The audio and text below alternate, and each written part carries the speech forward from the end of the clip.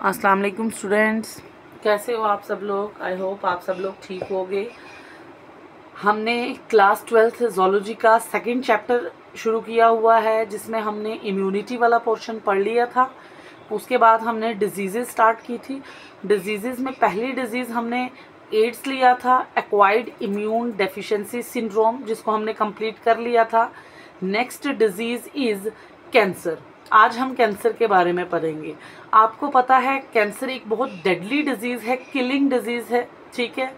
अब कैंसर, जब हम कैंसर के बारे में पढ़ेंगे तो हमें सबसे पहले पता होना चाहिए कि हमारे बॉडी के सेल्स की, नॉर्मल सेल्स की फंक्शनिंग क्या है, उनके कुछ फीचर्स क्या हैं जो बिगड़ते हैं बाद में, और वो नॉर्मल सेल किस में कन्वर्ट हो जाता है, एक ट्यूमर सेल में या कैंसर सेल में कन्वर्ट हो जाता है, ठीक है। पहले ये मैं नॉर्मल सेल्स के, मैंने यहाँ पे आपके थ्योरी में भी कुछ नॉर्मल सेल्स की प्रॉपर्टीज़ लिखवाई हैं। यही नॉर्मल सेल्स की कुछ प्रॉपर्टी क्या हो जाती हैं, बाद में चेंज हो जाती हैं, या इन्हीं में कोई गड़बड़ी आती है जिस वजह से ये normal cell get converted into the cancerous cell, ठीक है। आपको पता है कि हमारे जो नॉर्मल सेल्स होते हैं वो सेल साइकिल को और सेल साइकिल के चेक पॉइंट्स को फॉलो करते हैं।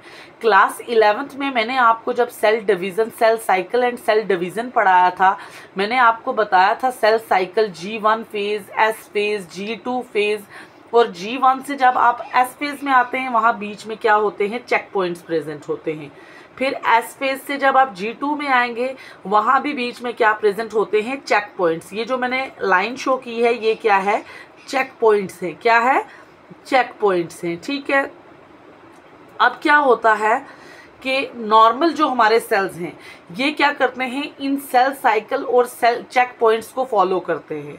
सेल साइकिल में आपको पता है G1 फेज़ में क्या होता है, S फेज़ में DNA की रेप्लिकेशन होती है, G2 फेज़ में ऑर्गेनल्स बनती हैं। आपने ये सब आपने सेल साइकिल में पढ़ा था क्लास 11th में। अब जो हमारे नॉर्मल सेल्स हैं वो क्या करते हैं, सेल साइकिल को भी फॉलो करते हैं और इन चेक पॉइंट्स को भी फॉलो करते हैं। जहाँ पे चेक पॉइंट्स का मतलब होता है चौकीदार, मतलब रोकना। मतलब G1 से जब S फेज़ में कोई सेल आता है तो वहाँ चेक पॉइंट्स उनको रोकते हैं।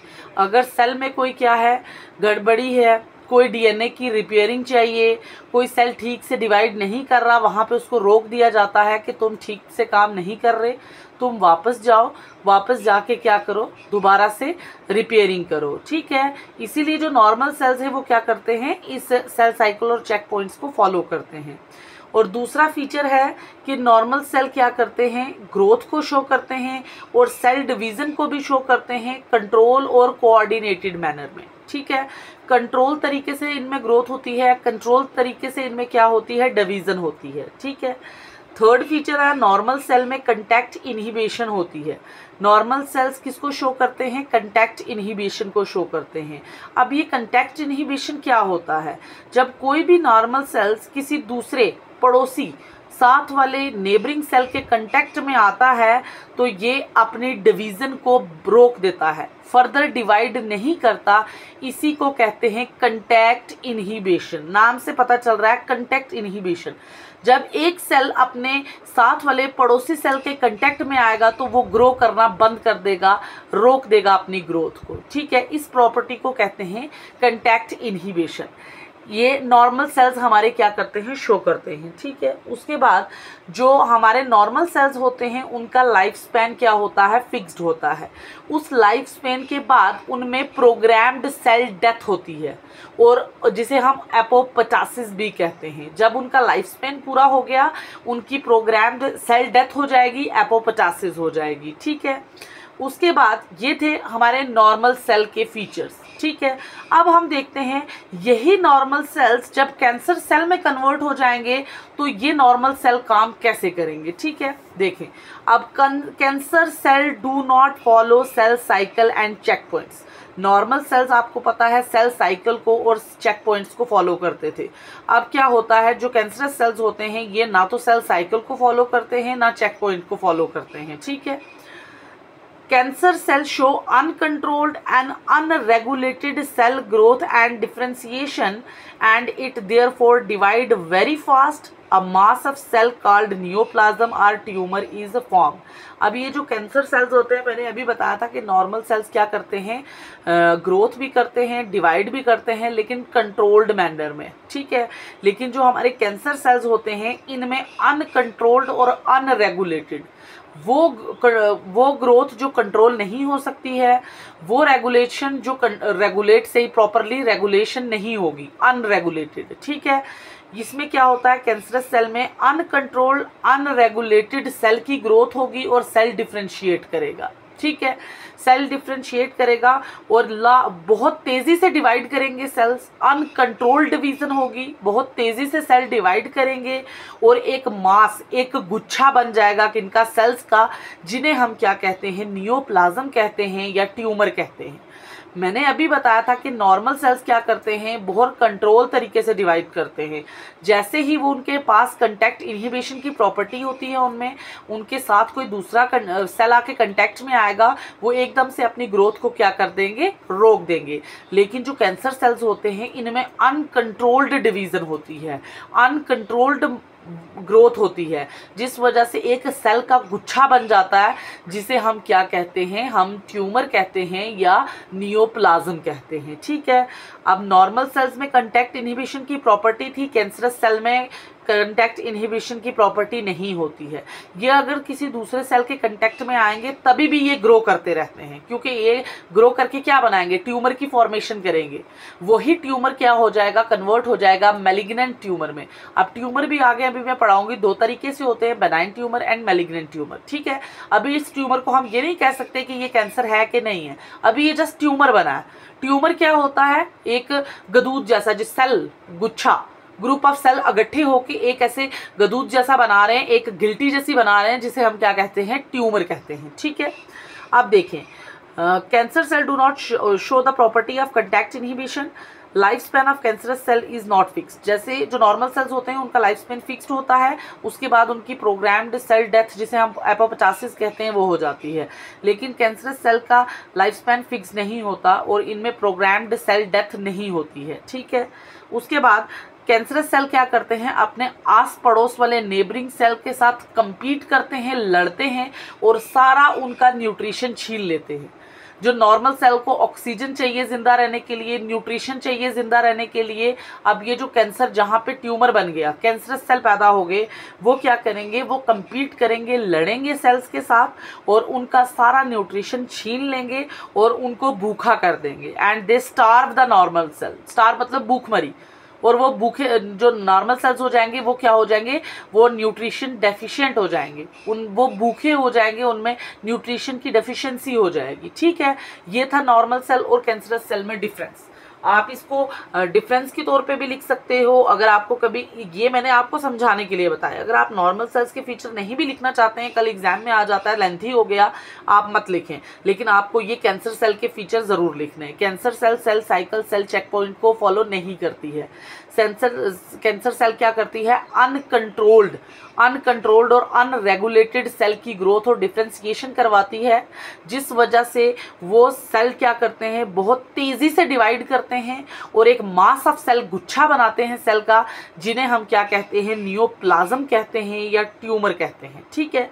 अब जो कैंसर सेल होते हैं, उनमें कंटैक्ट इनहिबिशन की प्रॉपर्टी नहीं होती है, वो दूसरे सेल के कंटैक्ट में आएंगे तब भी अपनी ग्रोथ को कंट्रोल नहीं करते या बंद नहीं करते हैं। अब जो लाइफ स्पैन होता है कैंसर सेल का, वो फिक्स्ड नहीं होता, उनकी प्रोग्राम्ड सेल डेथ एपोप्टोसिस नहीं होती है, ठीक है। अब कैंसर सेल जो होते हैं, अपने नेबरिंग सेल के साथ, नॉर्मल सेल के साथ compete करते हैं, लड़ते हैं उनकी वाइटल न्यूट्रिएंट्स के लिए, और फिर उनको क्या कर देते हैं, स्टार्व कर देते हैं नॉर्मल सेल को। नॉर्मल सेल्स में क्या हो जाती है, न्यूट्रिशन की डेफिशिएंसी हो जाती है, ठीक है। ये थे कुछ कैंसर सेल के क्या फीचर थे। अब कैंसर की स्टडी को हम क्या कहते हैं, ऑन्कोलॉजी। क्या कहते हैं, ऑन्कोलॉजी, कैंसर की स्टडी को। अब ट्यूमर तो बन गया, मैंने अभी आपको बताया कि जो कैंसरस सेल्स होते हैं, ये क्या करते हैं, बहुत तेजी से डिवाइड करते हैं और एक मास ऑफ सेल बनाते हैं जिसे हम नियोप्लाज्म कहते हैं या ट्यूमर कहते हैं, ठीक है। अब ट्यूमर भी दो किस्म के होते हैं, ट्यूमर की टाइप्स या नियोप्लाज्म दो तरीके से होते हैं। एक बेनाइन ट्यूमर होता है, एक मैलिग्नेंट ट्यूमर होता है। जो बेनाइन ट्यूमर होता है इसको हम नॉन कैंसरस ट्यूमर भी कहते हैं। अभी इसमें कैंसरस सेल डेवलप नहीं हुए, ठीक है। और जो मैलिग्नेंट ट्यूमर होता है इसे हम कैंसरस ट्यूमर कहते हैं या नियोप्लास्टिक ट्यूमर भी कहते हैं, ठीक है। दूसरा डिफरेंस है, जो बेनाइन ट्यूमर होता है it is restricted to the site of origin. जिस ऑर्गन में बेनाइन ट्यूमर हुआ है, कोई ऑर्गन है, स्टमक ले लो, लीवर ले लो, वहाँ पे कोई tumour mass of cell, group of cell क्या हुए हैं, एक्यूमुलेटेड होके एक ट्यूमर की फॉर्मेशन की है। और ये बेनाइन ट्यूमर क्या होता है, ये साइट ऑफ ओरिजिन लिवर तक ही रिस्ट्रिक्ट रहेगा, ये दूसरे ऑर्गन्स में फैलेगा नहीं, ये दूसरे बॉडी के ऑर्गन्स में नहीं फैलेगा।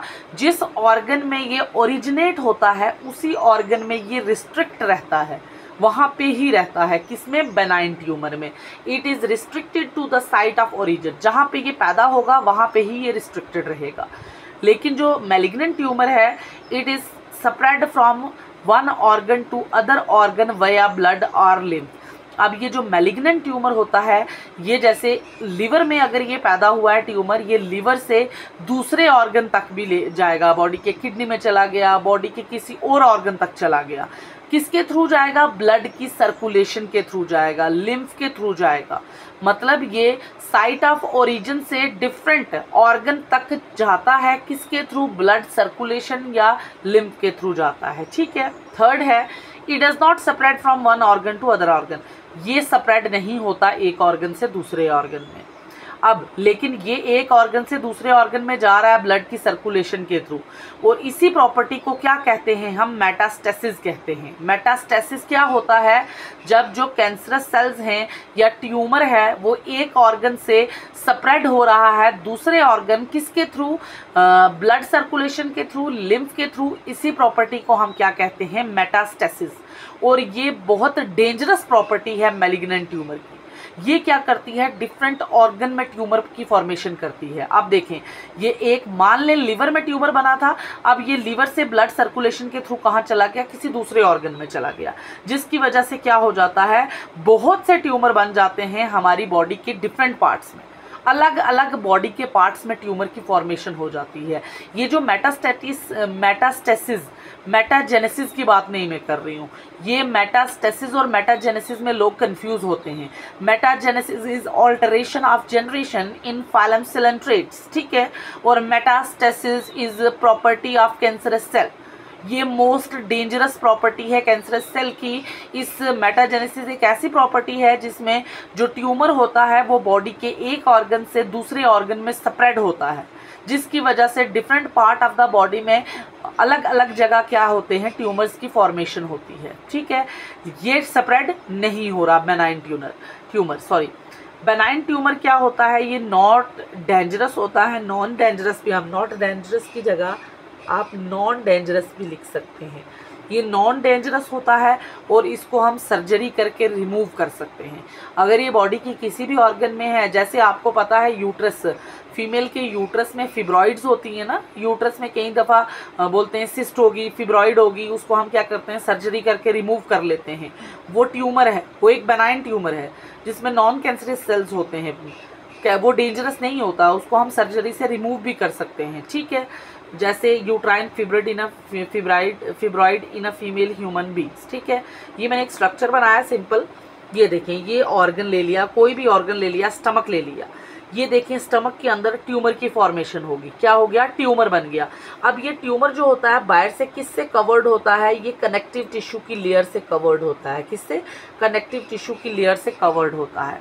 अब बेनाइन ट्यूमर में क्या होता है? ये कनेक्टिव टिश्यू की जो लेयर है ये टूटती नहीं है और इस ट्यूमर को एक ही जगह पर रिस्ट्रिक्ट रखती है। क्या रखती है? रिस्ट्रिक्ट रखती है। ये अगर स्टमक में है तो स्टमक में ही रहेगा, स्टमक से सर्जरी के थ्रू रिमूव कर सकते हैं हम।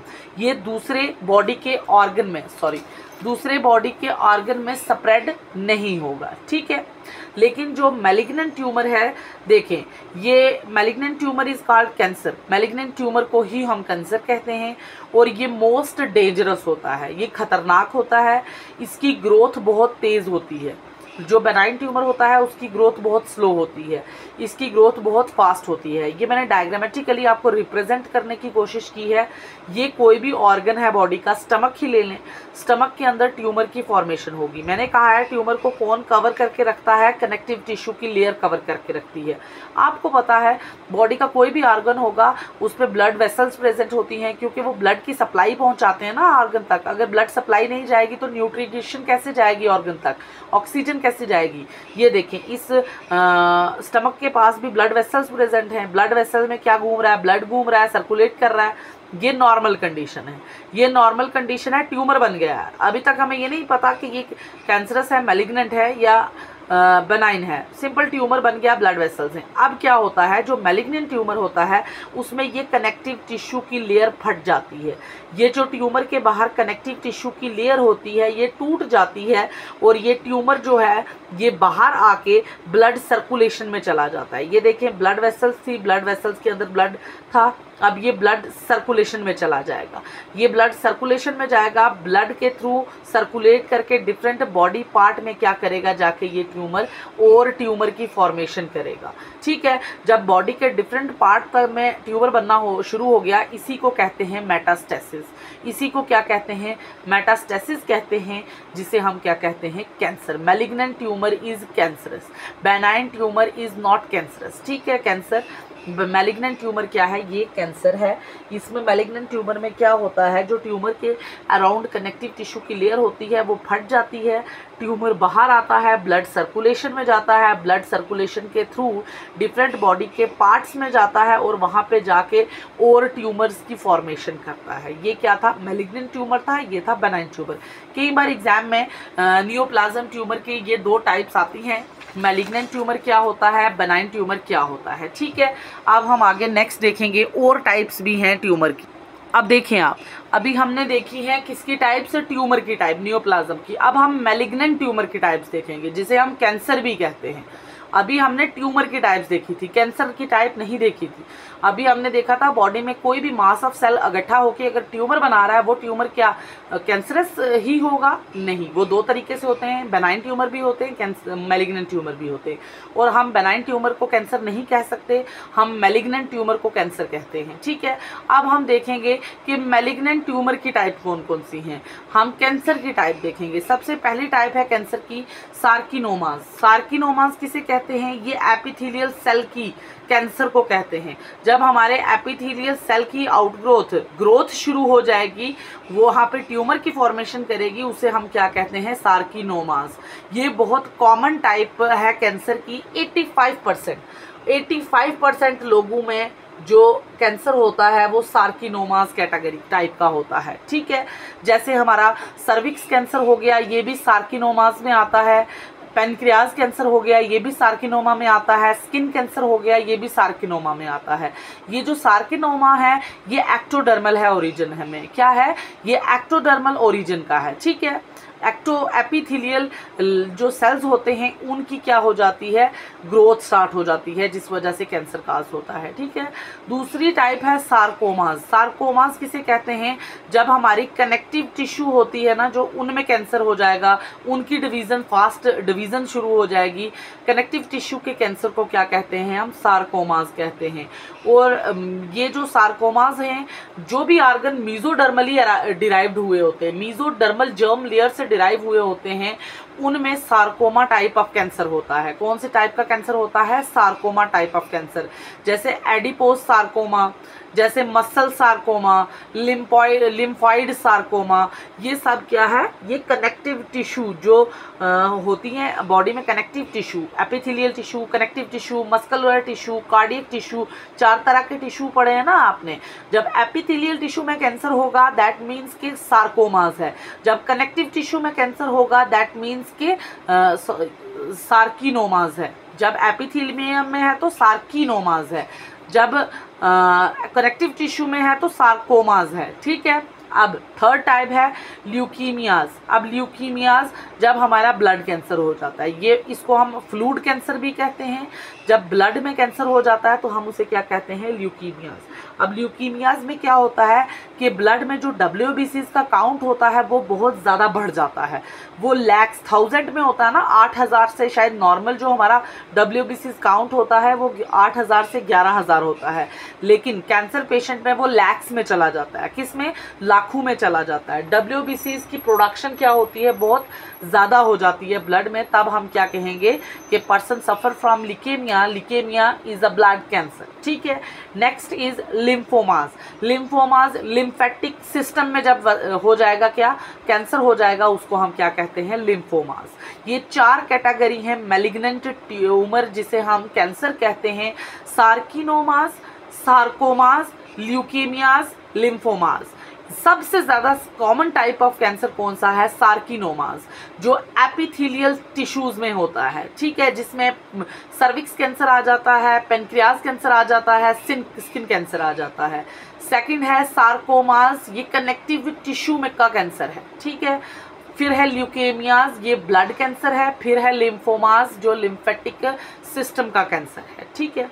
अब नेक्स्ट ये देख लिया हमने टाइप मैलिग्नेंट ट्यूमर की। नेक्स्ट हम देखेंगे कैंसर काजिंग एजेंट कौन से होते हैं। अब कैंसर को काज कौन करता है बॉडी में, बॉडी में अपने आप क्या नॉर्मल सेल कैंसरस सेल में कन्वर्ट हो जाते हैं। ऐसा कौन सा मैकेनिज्म है जो नॉर्मल सेल को कैंसरस सेल में कन्वर्ट करता है।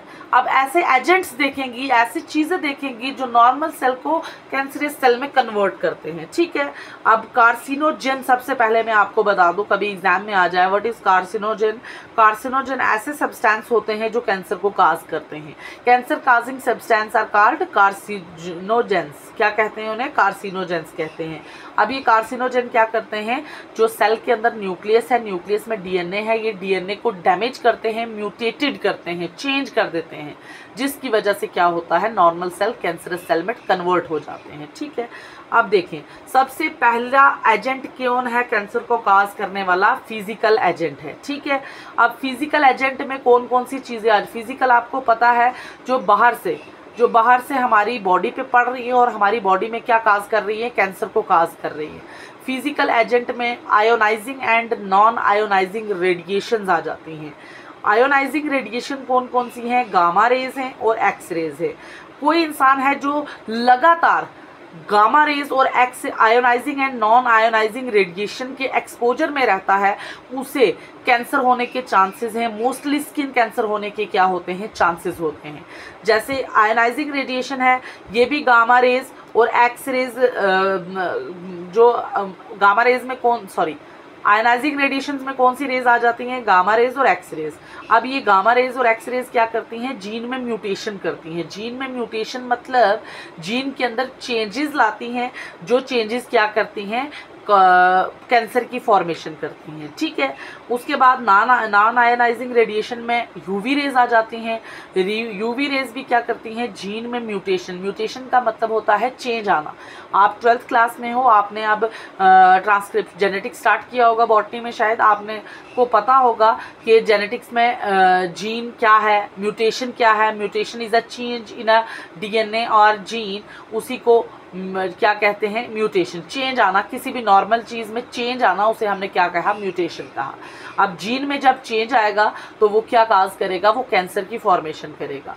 कौन करवाता है ये फिजिकल एजेंट्स में, ionizing and non ionizing radiations करवाती हैं। नेक्स्ट एजेंट इज अब नेक्स्ट जो एजेंट है वो है केमिकल एजेंट। अब केमिकल एजेंट में क्या केमिकल्स आ जाते हैं जो क्या काज करते हैं, हमारी बॉडी में कैंसर काज करते हैं।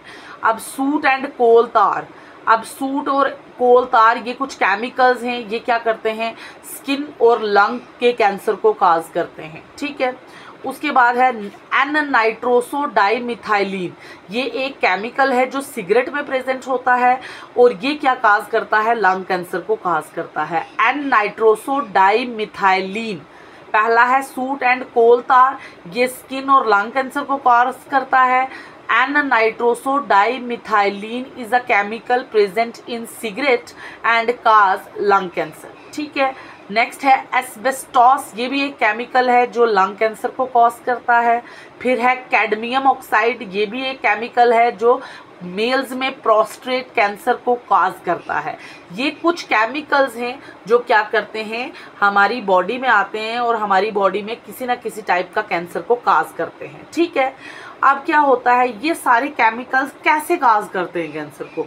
ये सारे केमिकल्स क्या करते हैं, जीन में म्यूटेशन लाते हैं, चेंज लाते हैं डीएनए में या क्रोमोसोम में। न्यूक्लियस है, न्यूक्लियस के अंदर क्या प्रेजेंट है, न्यूक्लियस के अंदर क्रोमोसोम प्रेजेंट है, क्रोमोसोम के ऊपर क्या प्रेजेंट है, डीएनए प्रेजेंट है, डीएनए के ऊपर क्या प्रेजेंट है, जीन प्रेजेंट है।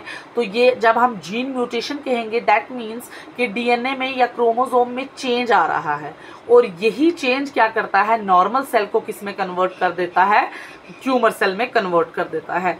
ये आपको पता है, ये मान लो एक न्यूक्लियस है, आपको समझाने के लिए बता रही हूँ। न्यूक्लियस के ऊपर आपको पता है क्रोमोसोम है, ठीक है। इन क्रोमोसोम के ऊपर आप देखें, यहाँ जो मैं ये हेलिकल स्ट्रक्चर बना रही हूँ ये डीएनए है। अब कलर मेरे पास सिस्टम कोई दूसरा नहीं है। ये ऊपर जीन्स प्रेजेंट होते हैं इन डीएनए के ऊपर। जब इन जीन में चेंजेस आएंगी दैट मीन्स कि या तो डीएनए में चेंज आ रही है या तो क्रोमोसोम में चेंज आ रही है। वो चेंज क्या करेगी, म्यूटेशन क्या करेगी, एक नॉर्मल सेल को क्या किस में कन्वर्ट कर देगी, कैंसरियस सेल में कन्वर्ट कर देती है। ठीक है, अब ये जीन म्यूटेशन फिजिकल एजेंट की वजह से भी आती है, केमिकल एजेंट की वजह से भी आती है। ठीक है, अगर ये केमिकल्स आप इनहेल या कंज्यूम कर लेते हैं तो ये केमिकल्स क्या करते हैं, आपकी बॉडी में जीन म्यूटेशन को कॉज करते हैं। ठीक है, अब next third agent is biological agent.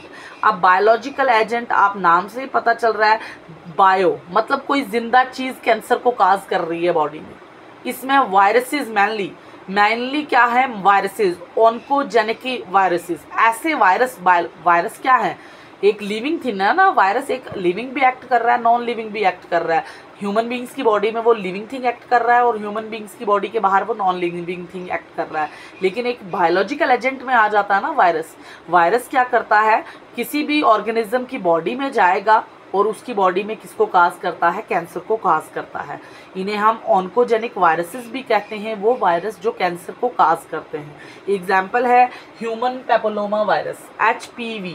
Human papilloma virus क्या करता है, फीमेल में सर्विक्स कैंसर कॉज करता है। दूसरा है human immunodeficiency virus, HIV virus. ये कैपोसी सार्कोमा, ये एक टाइप है कैंसर की। मोस्टली स्किन के ऊपर बड़े बड़े धब्बे जैसे हो जाते हैं, स्किन रैशेस जैसे, ये एक स्किन कैंसर की टाइप है। ठीक है, ये कौन काज करता है, ये मोस्टली एड्स के पेशेंट में होता है। एड्स पेशेंट क्या होता है, कैपोसी सार्कोमा होता है। Kaposi sarcoma is a type of skin cancer. ठीक है, कौन काज कर रहा है, human immunodeficiency virus cause कर रहा है। Third virus is hepatitis B virus, ये लिवर कैंसर काज करता है। कुछ बायोलॉजिकल एजेंट में ऐसे ऑन्कोजेनिक वायरसेस आ जाते हैं, ऐसे वायरस जो कैंसर को काज करते हैं। यहाँ मैंने 3 एग्जाम्पल बताई हैं, HPV, human papilloma virus, human immunodeficiency virus and hepatitis B virus. अब ये देखें, ये सिंपल एक वायरस है, वायरस कैसे काज कर रहा है कैंसर को।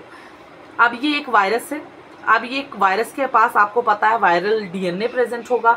वायरल के डीएनए में एक जीन प्रेजेंट होता है जिसे हम वायरल ऑन्कोजीन कहते हैं। क्या कहते हैं, V1 VONC भी कहते हैं इसको, या वायरल ऑन्कोजीन भी कहते हैं इसको। ये किसके पास प्रेजेंट होता है वायरल ऑन्कोजीन, ये वायरल डीएनए के पास प्रेजेंट होता है। ठीक है, अब देखें इस वायरस ने, ये जो मैंने राउंडेड बनाया स्ट्रक्चर, ये बॉडी का सेल ले लो कोई भी। अब इसने क्या किया, वायरस ने बॉडी के सेल पे अटैक किया। ठीक है, तो वायरस ने जब बॉडी के सेल पे अटैक किया, वायरस ने अपना डीएनए, वायरल डीएनए बॉडी के सेल में इंजेक्ट कर लिया। ठीक है, कर लिया इंजेक्ट। ये वायरल ऑन्कोजीन है। वायरल डीएनए के पास क्या प्रेजेंट है, वायरल ऑन्कोजीन प्रेजेंट है।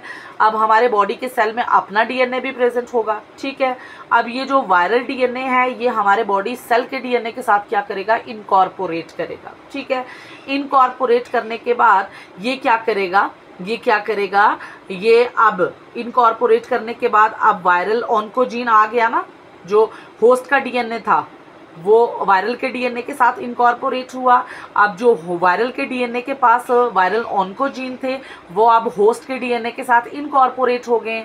अब डीएनए का काम क्या होता है? ट्रांसक्रिप्शन करना।